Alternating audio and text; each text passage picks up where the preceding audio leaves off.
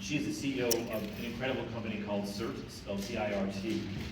So Kat has some incredible stories as well. But the one that blew me away and I only learned about very recently was that Kat actually met the CEO of the last company that's going to present today, C. Brigande, many years ago. They were actually on a week-long research vessel sail in the Atlantic Gyre, swimming in sargassum and microplastics. So they were, I mean, this is surreal. And they met each other, they hung out, and the visions that you're about to hear, the stories, the companies, they were, in the case of CIRT, the idea was melded into what you're going to hear about today, and Lollyburg was around, but it got further focused. So you're about to hear from one, and then a second later, entrepreneurs who are at the cutting edge of how we think about the future of materials. So, Kat, come on up. Thank you.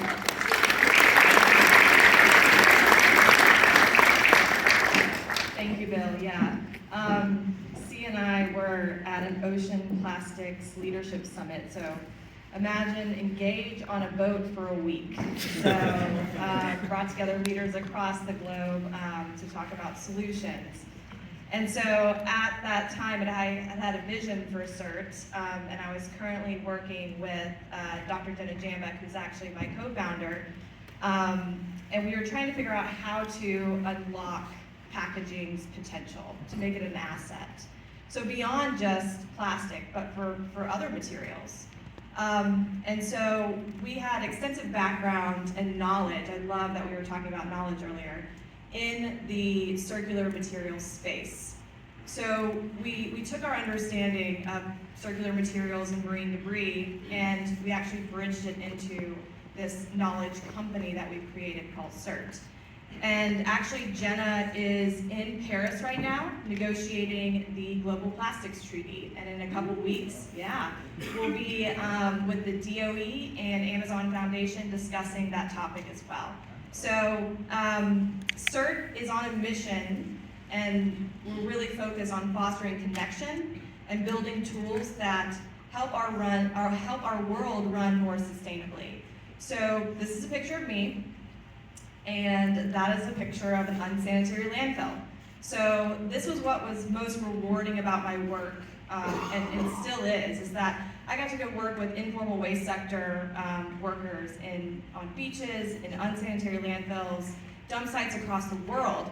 And what you'll see in this picture is that there's actually a lot of very valuable material behind me, or actually in front of me, this picture behind me right now. And it was about a mile from the ocean, and right next to a major river system in this country. So when I look at these materials, I wonder, how can we better connect them? What can we do to make circularity work? And so circularity is starting to be synonymous with sustainability. So when you think about circular systems, I automatically think of sustainability, and that's where the trend has been going. But it requires collaboration, and it requires connection. So a lot of the data in our space is not aggregated, it's decentralized, it's also unstructured, and it's really inaccessible, which makes it hard to collect and track. And so much so that the materials that you saw in that picture from the landfill are not collected, so they become pollution, yet we have a demand issue. So we have a demand for post-consumer recycled content. There's not enough of it, so actually within the US, there's currently enough PCR to meet 6% of demand for plastic. This would only help one CPG hit their goal. So when we think about what's ending up in our environment and demand, how can we bridge that gap? Because we see potential, we see opportunity, and we see value in these materials, and that's exactly what we do at CIRT. We connect the dots so that we can manage materials better, start to track them within organizations, improve recovery, and accelerate the circular economy. How do we do it? How do we get to our mission? Well, we connect it through allowing companies and organizations to organize and collaborate on packaging circularity. We create digital assets of packaging that can be tracked across the value chain, assess the results for recoverability, understand what compliance issues are necessary to hurdle over, and then connect into existing systems. So I think this part is really cool because we can connect into procurement, into existing applications, into website infrastructure. So we're meeting companies where they're at, and we're doing the work to do so. We're trusted by companies around the globe, leading companies, and we're partnered with many of them to bring this to life. And for some of those organizations, they include ABNBev, where we help communicate data-driven sustainability initiatives, and we piloted with them in 2022, and we're scaling to 3 business units this year, which we're pretty excited about. Big Green Egg, they're right here in Atlanta. They distribute in 49 different countries, which is pretty amazing. So we help them manage their packaging so that they can meet regulatory requirements.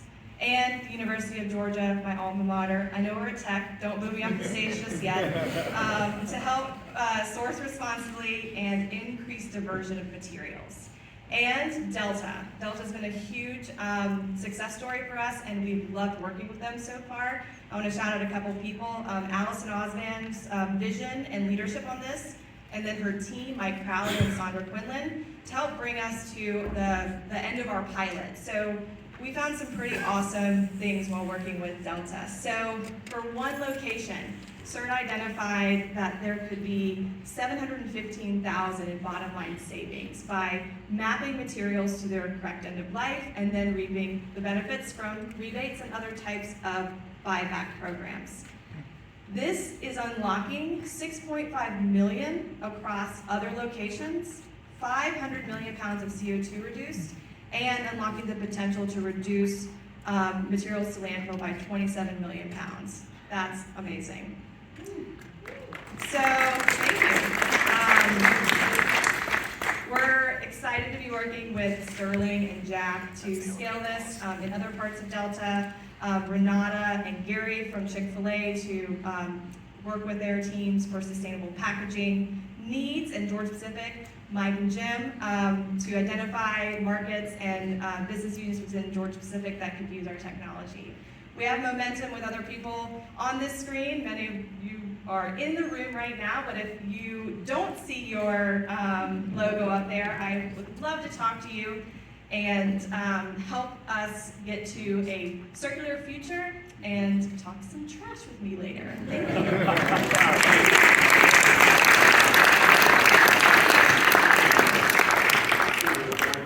Fact that she said she talked trash with King Charles III. I was like, wow, that sounds kind of tough and really trash. Everything she talks about is a trash talk. So it's a little slow on that one. So a lot of you have, I've had the pleasure of meeting over